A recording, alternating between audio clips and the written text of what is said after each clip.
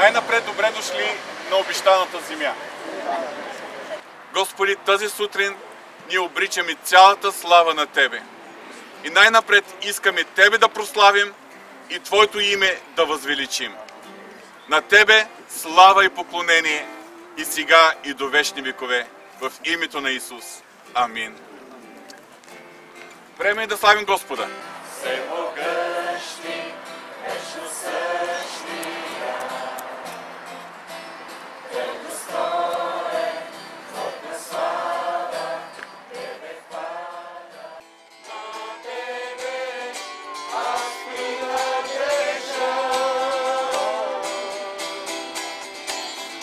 на Тебе отдавам всяка. Господи, тази сутрин цялата слава отдаваме на Тебе. Ти си причината за всяко добро нещо. И за това добро нещо, този парцел, тази земя, проекта, който вече е готов, строителите, които са готови да започнат. Господи, благодарим Ти. Благодарим Ти, благодарим Ти.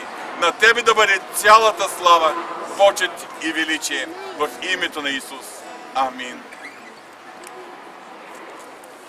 Най-напред отново искам да ви поздравя. Добре дошли на това място, на този терен. Това, което аз наричам обещаната земя. Един терен, който чакахме толкова дълго време, но на съответното време, когато дойде Божието време, Бог ни го подари.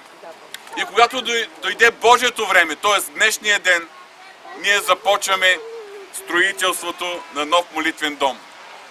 Благодарност към Господа за Неговото дело в този град, защото нашата местна църква като църковно семейство е част от Божието дело в този град. И този молитвен дом, който ще се бъде построен тук, както всички останали молитвени домове, които са построени в града ни, ще бъде видима изява на Божието присъствие, на Божието царство в този град. И аз вярвам, че Бог ни помага да започнем това строителство. Той ще помогне да го завършим с цел Неговото царство да бъде изявено в този град. Ние вярваме, че започваме да строим една сграда, която на първо място ще бъде за прослава на Бога. Ние обричаме тази сграда за прослава на Бога. На първо място да ни доведе Бог до този момент, да купим това место. Вие знаете историята.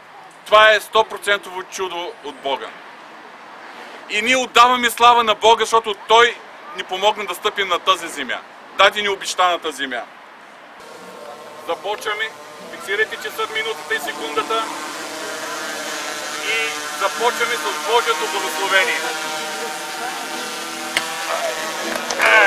Камениста почва. Камениста почва. Камениста почва.